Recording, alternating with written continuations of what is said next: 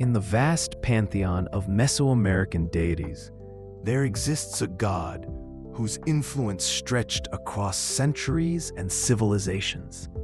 A divine being who embodied the very essence of duality itself. Neither wholly terrestrial nor completely celestial, neither purely benevolent nor entirely wrathful. This deity moved between worlds as easily as wind moves through feathers. His name was Quetzalcoatl, the Feathered Serpent, and his mythology weaves through the heart of Aztec culture like threads of jade and obsidian, binding together creation and destruction, wisdom and sacrifice, humanity and divinity. To speak of Quetzalcoatl is to speak of contradictions made harmonious. He was the morning star that heralded dawn, and the evening star that accompanied dusk. He was the violent wind that could topple temples, and the gentle breeze that carried seeds to fertile soil. He descended into the land of the dead to birth the living, and he created calendars that measured time itself while existing beyond its constraints. Understanding Quetzalcoatl means understanding that the ancient peoples of Mexico saw the universe not as a battleground between absolutes, but as a dance of complementary forces, each necessary for the existence of the other. The very name Quetzalcoatl carries within it this fundamental duality. Derived from the Nahuatl language spoken by the Aztecs, it combines two powerful words: Quetzal, referring to the resplendent Quetzal bird, whose iridescent blue-green plumage was more precious than gold to Mesoamerican peoples, and Coatl, meaning serpent. The Quetzal bird, with its brilliant feathers reaching toward the heavens, represented the sky, the spiritual realm, the aspirations of the soul toward transcendence. The serpent, its belly pressed against the earth, slithering through dust and stone, embodied the physical world, the material realm, the grounded reality of mortal existence. When these two elements merged in Quetzalcoatl, they created something extraordinary, a deity who could bridge the gap between earth and sky, between matter and spirit, between the mortal and the divine. His serpentine body, adorned with brilliant plumage, became a living symbol of unity. In Aztec cosmology, this wasn't mere poetic imagery. The feathered serpent represented the actual possibility of transcendence, the idea that humanity, bound to the earth like the snake, could aspire to the heights of the heavens like the bird. Every temple dedicated to him, every priest who bore his name, every ritual performed in his honor, reinforced this central message. Duality wasn't something to overcome, but something to embrace. The Maya peoples knew him as Kukulkan, the name that carried the same meaning in their language. Across the Yucatan Peninsula, his influence spread, carried by merchants, priests, and warriors who saw in the feathered serpent a unifying spiritual force.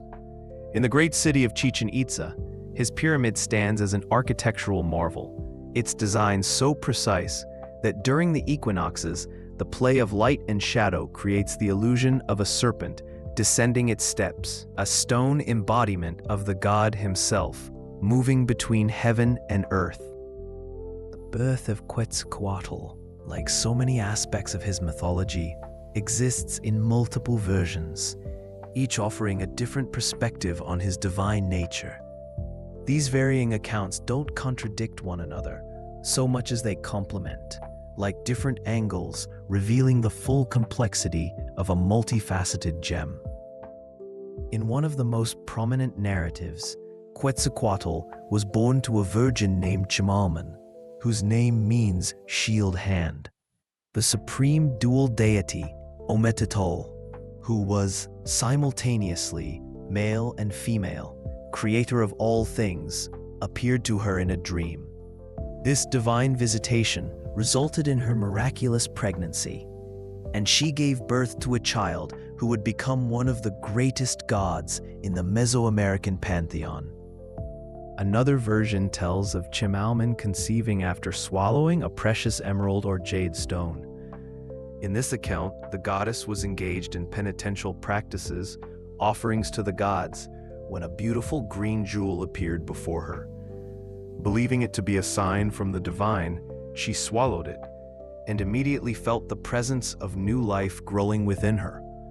9 months later, Quetzalcoatl was born, his divine essence having gestated in human form, bridging once again the gap between the earthly and the celestial. Yet another birth story involves violence and passion in equal measure. In this narrative, the god Mictlan, whose name means cloud serpent, and who was associated with hunting and war, pursued the goddess Chimalman with amorous intent. She repeatedly rejected his advances, and in his frustration, Mictlan fired arrows at her. But Chimalman, living up to her name, caught these arrows in her hands with supernatural skill. This display of power impressed Mictlan so greatly that he ceased his aggressive pursuit, and the two eventually married. However, in some versions, one arrow struck her in the womb during this encounter, and from this wound, Quetzalcoatl was conceived, born 9 months later from an act that combined violence, desire, and divine intervention. What unites these disparate birth narratives is the element of the miraculous, the sense that Quetzalcoatl's arrival in the world was not an ordinary event, but rather a cosmic occurrence that would reshape existence itself. Whether born of divine dream, sacred stone, or blessed arrow, Quetzalcoatl entered the world as a being set apart, destined for greatness, and burdened with responsibility that would extend to all of creation. Among Quetzalcoatl's many roles and achievements, none is more fundamental to Aztec cosmology than his creation of humanity in the current age. This story takes place in Mictlan, the underworld of the dead, a realm of darkness and shadow, ruled by the fearsome Lord and Lady of Death, Tezcatlipoca and Tezcatlipoca.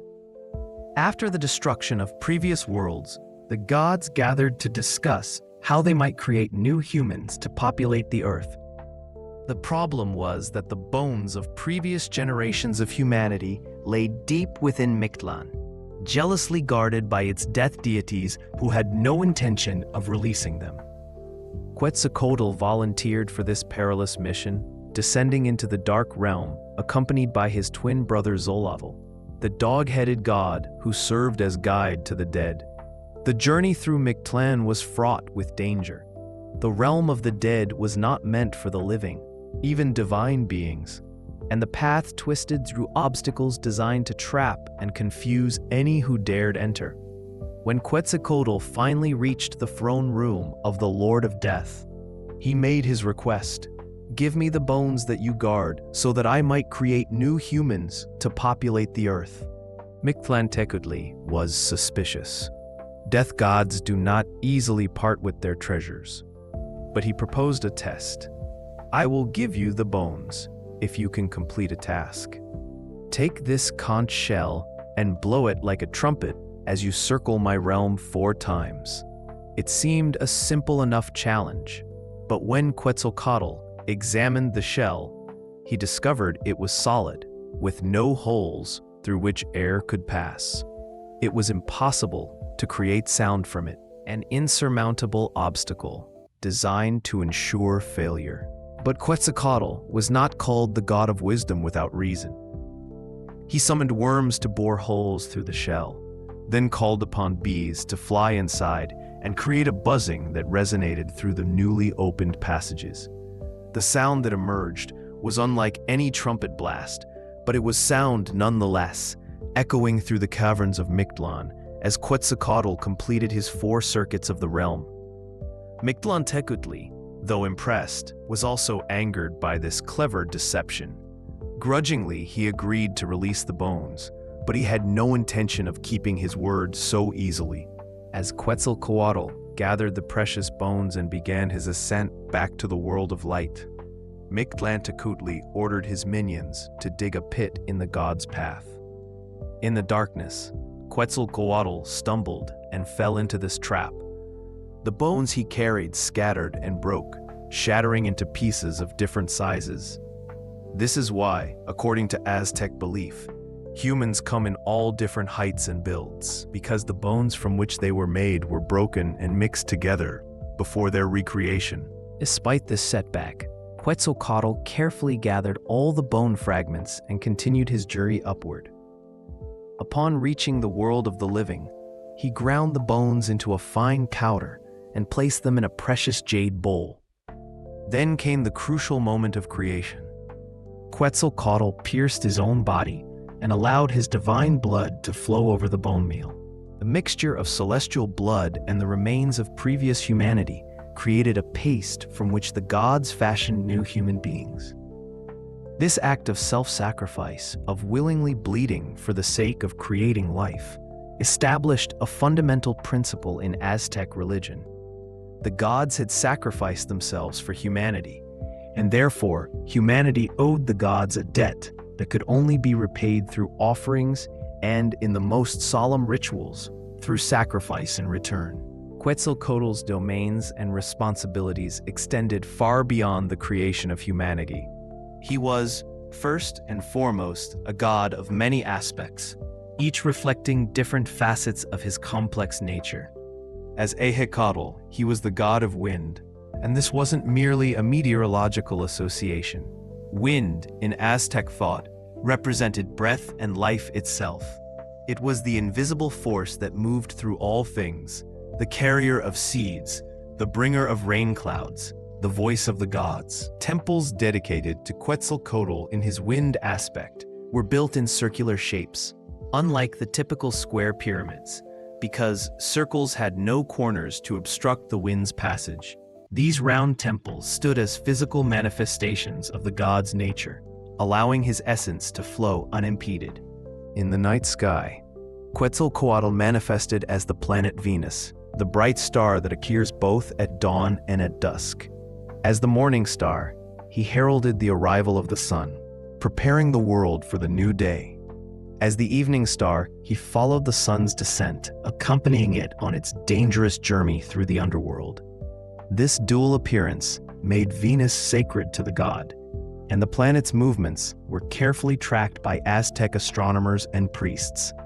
The Venus cycle, with its regular appearances and disappearances, became intertwined with agricultural calendars, religious festivals, and even military campaigns. Quetzalcoatl was also revered as the inventor of the calendar itself, the system by which the Aztecs measured the passage of time and organized their entire civilization. Two calendars existed in tandem: the solar calendar of 365 days that governed agriculture and secular life, and the sacred calendar of 260 days used for religious purposes. The intricate relationship between these calendars created cycles within cycles, a complex temporal framework that the Aztec priests studied with intense devotion. Every 52 years, when both calendars realigned, the world held its breath, for this was a moment of cosmic significance, when the universe could potentially end or be renewed. As patron of priests, Quetzalcoatl established the model for religious devotion.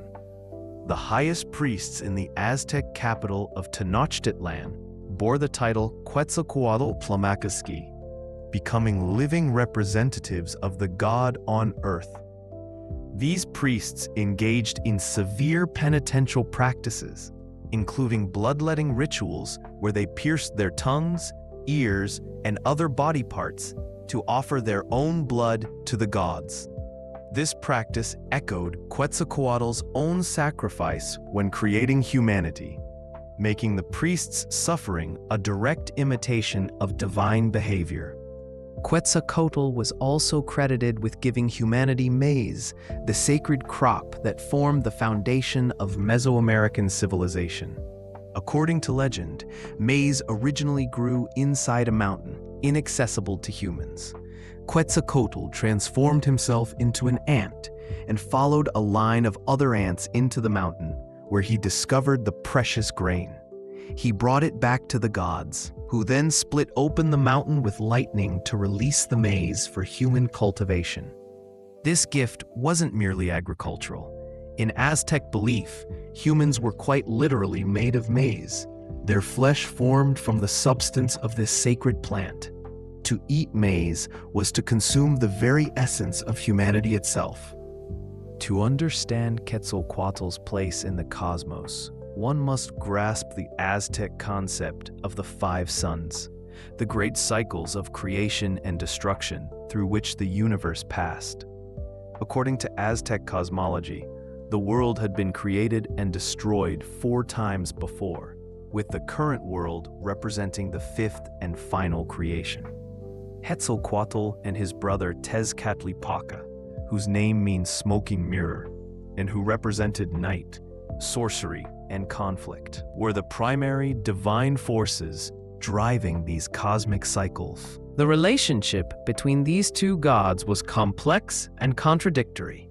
Sometimes they cooperated in acts of creation, working together to tear apart the great earth monster Tezcatlipoca to form the world from her body. At other times, they were bitter rivals, each seeking dominance over the cosmos and humanity. Their eternal conflict in the first sun, Tezcatlipoca took the form of the sun itself, though his light was dim and inadequate. Giants populated this world, primitive beings who survived on acorns and raw plants. But Quetzalcoatl, envious of his brother's position, or perhaps dissatisfied with the incomplete nature of creation, struck Tezcatlipoca from the sky. Enraged, Tezcatlipoca transformed into a jaguar. His anger made flesh and fang and devoured all the giants. Darkness fell across the world, and the first sun came to its cataclysmic end with jaguars prowling through eternal night. For the second sun, Quetzalcoatl assumed the role of the sun, bringing light back to the world. Humans of normal size were created, no longer giants, and they lived on piñon nuts in what seemed like an improvement over the previous age. But humanity grew corrupt and arrogant, neglecting their duties to the gods and falling into wickedness. Some accounts say Tezcatlipoca, still seeking revenge for his overthrow, transformed the humans into monkeys. Others claim Quetzalcoatl himself, disgusted by humanity's behavior, sent terrible hurricanes that swept the monkeys into the forests, ending the second sun in violent winds. The third sun was ruled by Tlaloc, the rain god. This should have been an age of abundance, with Tlaloc's rains nourishing crops and sustaining life. Indeed, for a time, this world flourished. But personal tragedy struck Tlaloc when Tezcatlipoca seduced and stole his wife, the beautiful goddess Xochiquetzal. Grief-stricken and enraged, Tlaloc refused to send rain, and the world withered under drought. When the people's pleas finally broke through his grief, Tlaloc's pent-up fury erupted in a rain not of water, but of fire, consuming the third sun in flames. The fourth sun saw Tlaloc's sister, the water goddess Tezcatlipoca, take her turn as the sun. She was kind to humanity, perhaps too kind, showing them compassion and care. But Tezcatlipoca and Quetzalcoatl, whether out of jealousy or cosmic necessity, accused her of false piety, claiming she only pretended to love humanity to win their worship.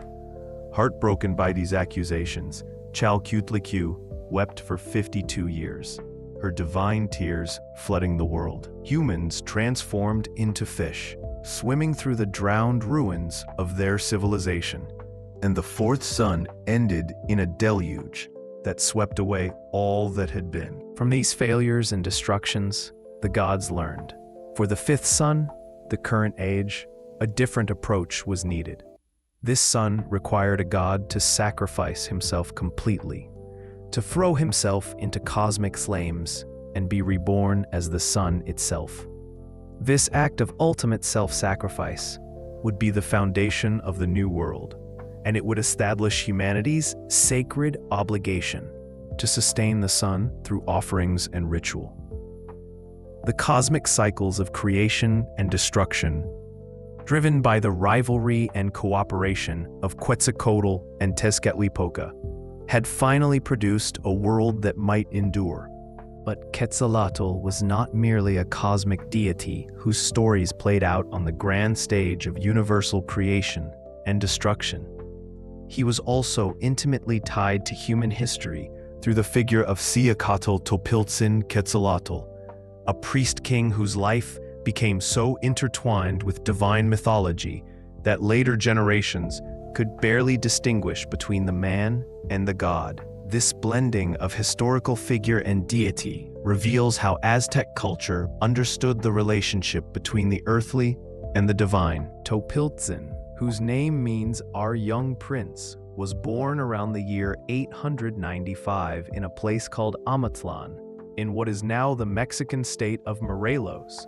His father was Mixcoatl, himself either a god or a deified king, and his mother was Chimalman.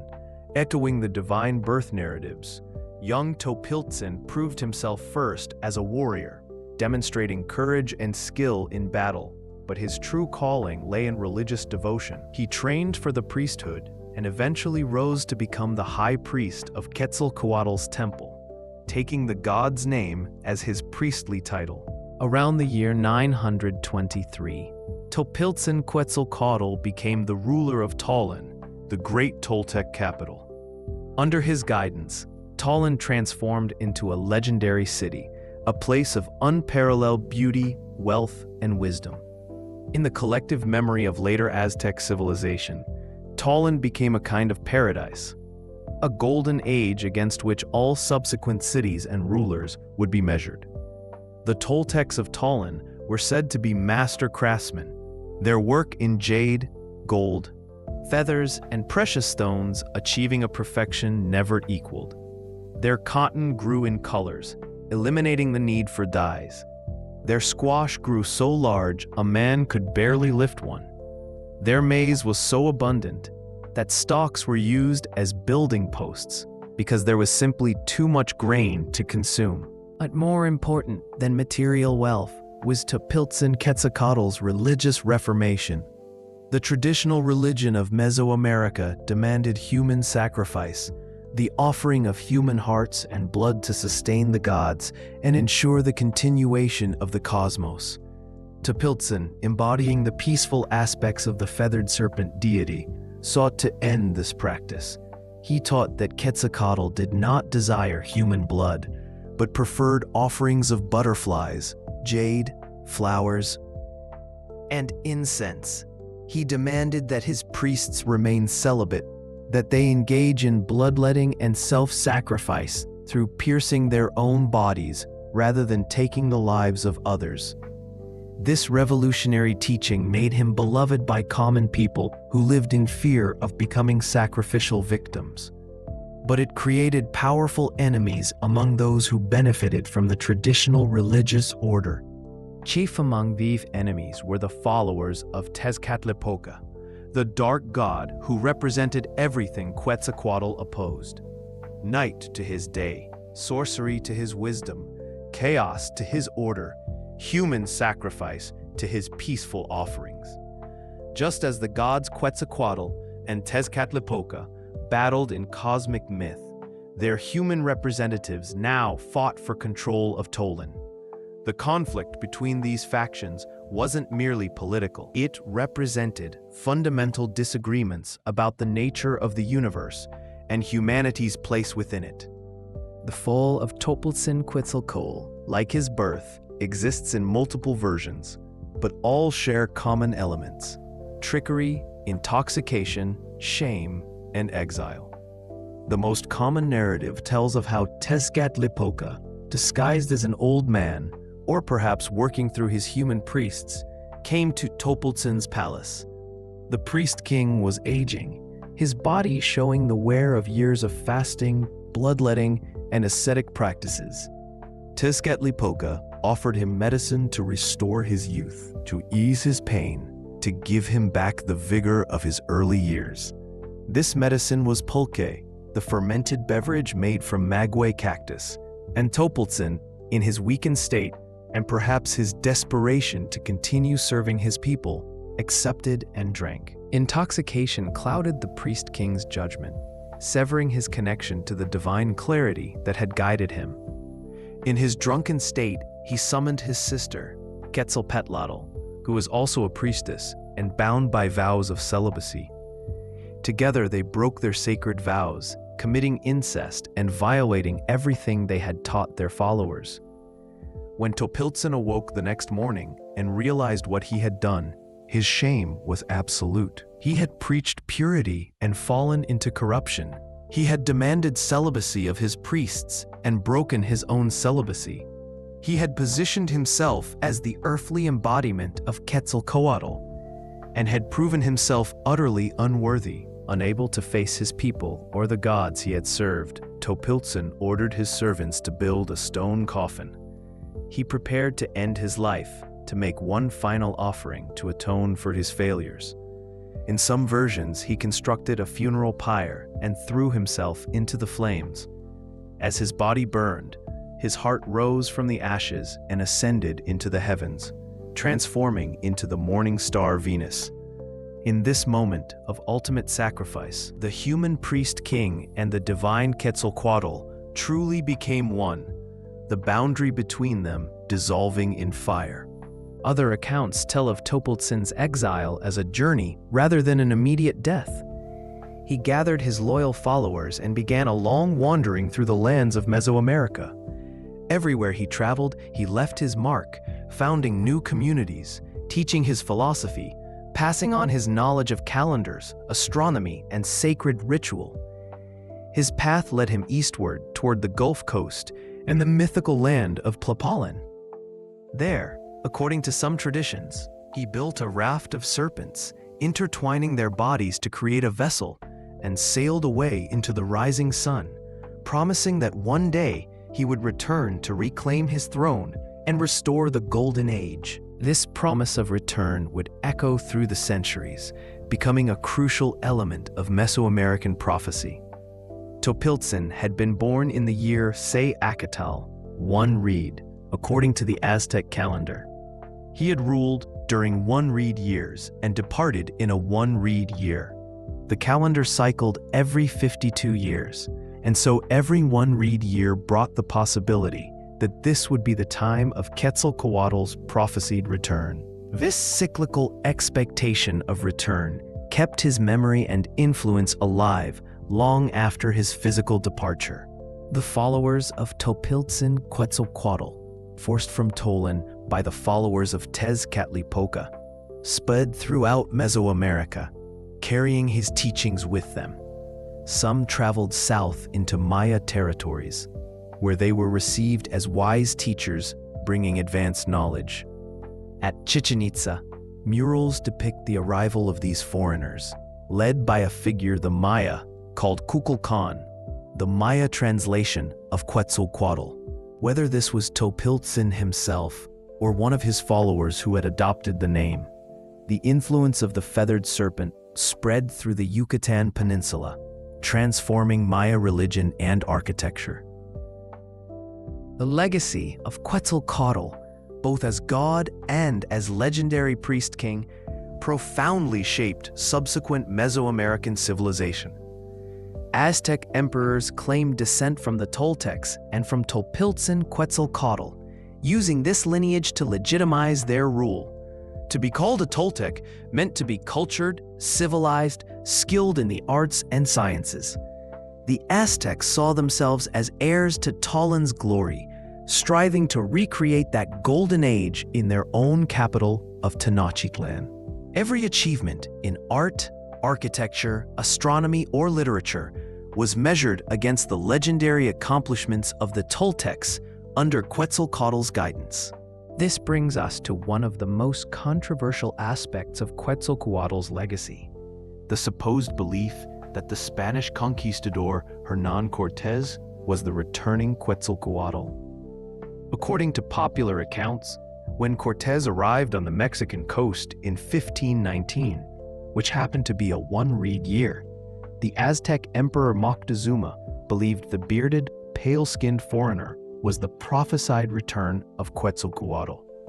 This belief supposedly paralyzed Aztec resistance, allowing a small band of Spanish soldiers to conquer a vast empire. Modern scholarship, however, has thoroughly debunked this narrative.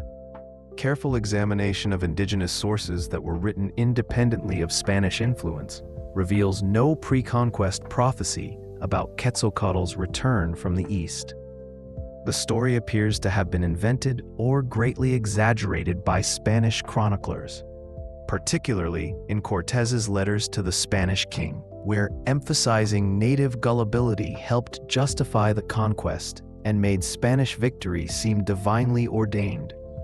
Later, both Spanish and indigenous people found the myth useful for different reasons. The Spanish to explain their unlikely triumph, the indigenous to account for their defeat without impugning their ancestors' courage or intelligence. The true Quetzalcoatl, stripped of colonial fabrications, remains one of the most profound divine figures in human religious imagination. As the Feathered Serpent, he embodied the possibility of transcendence, of uniting earth and sky, matter and spirit, the human and the divine. As the creator of humanity, he established the sacred bond between gods and mortals through his sacrifice. As the god of wind, Venus, and wisdom, he moved through all realms of existence. As the legendary priest-king Topiltzin, he demonstrated both the heights humans could achieve in emulating the divine and the depths to which they could fall. His mythology survived the fall of the Aztec Empire and continues to resonate today. Modern Mexico has embraced Quetzalcoatl as a symbol of indigenous heritage and wisdom. Artists like Diego Rivera featured him prominently in murals that reclaimed pre-Columbian history. The Mexicayotl movement seeks to revive indigenous Mexican traditions with Quetzalcoatl as a central figure. New Age spiritual groups have adopted him as a symbol of transformation and enlightenment, though often in ways that bear little resemblance to his original cultural context. What endures in Quetzalcoatl's myth is not any single story, but rather the profound philosophical vision it represents. The ancient Mesoamericans understood that existence required balance, that creation and destruction were not opposites but complements, that the highest wisdom came from acknowledging and harmonizing dualities rather than choosing between them. The Feathered Serpent, with his body of earth and plumage of heaven, his roles as both creator and destroyer, his capacity for both wisdom and fallibility, embodied this vision completely. In recognizing ourselves in his mythology, in seeing our own struggles between our earthly nature and our spiritual aspirations reflected in his stories, we connect with something timeless and universal. If you found this journey through Aztec mythology enlightening, please consider subscribing to our channel and clicking that like button. It helps us continue exploring the fascinating stories that have shaped human culture across the centuries. Thank you for watching, and may your own journey balance earth and sky, matter and spirit, the wisdom of the serpent and the vision of the bird.